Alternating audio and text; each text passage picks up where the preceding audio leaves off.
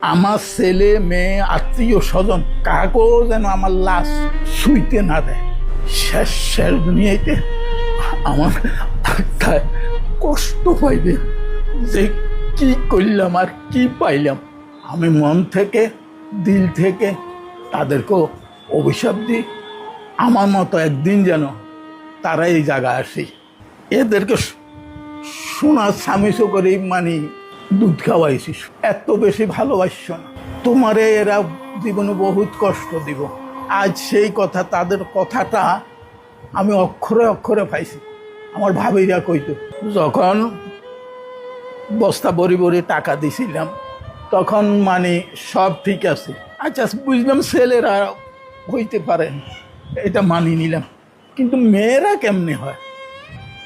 মেয়েরা কেমনে বাপকে এত অস্বীকার করে? মানে আমার জীবনে এই প্রথম দেখলাম। আপনাদের কাছে এবং আইনের কাছে আমি একটা ডায়েরি দিয়ে যাব, এই ডায়েরিটা আপনারা থানায় পৌঁছাই দিবেন, আপনাদের দায়িত্ব, বুঝছেন? এই ডায়েরিতে আমার সব কিছু লেখা আছে, তারা আমার সাথে কি করছে। এই টাকা পয়সাটাই হইল আমার সবচেয়ে জীবনের কাল। ওনাদের গানের উপর আমার উঠাই দিয়ে গেছে, আজ পর্যন্ত দেখতে আসেনি। অন্তত খোঁজটা নেয় না, দেখেন তো দূরে কথা, খোঁজটা নেয় না। এইটা কি ধরনের ছেলে? এটা কি অশিক্ষিত? অশিক্ষিত হইল এক কথা। আর আমার মেয়েকে অশিক্ষিত, যে মেয়েরে আমি পুতুলের মতো রাখছি, বুঝছেন? আমি কি তাদের কাছে টাকা পয়সা চাইছি? কিচ্ছু চাইনি, ভালোবাসা চাইছি। যাকে এটা আমার ভাগ্য আছে। আমার জীবনে আমি বহুত বিদেশ করছি, বহুত টাকা কামাইছি, বহুত টাকা খরচও করছি, বুঝছেন? আজ দুরবস্থায় ওনাদের ধার পান্তে পড়ে আছি, ওনাদের দয়ায়। ওনারা যে এতটুকু করছে, এতটুকু করে, এটা আমার জন্য হাজার।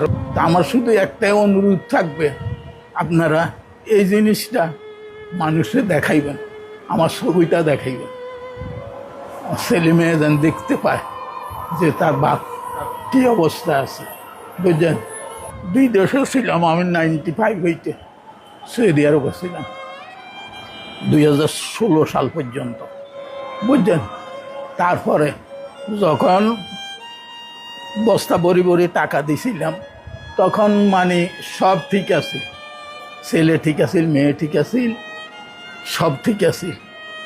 যখন মানে টাকার প্রশ্ন উঠছে, আমার একটা এফডিএস ছিল, এই যে আমার ছোট ছেলেটা যে আমেরিকান এম্বাসিতে চাকরি করে, এ ছিল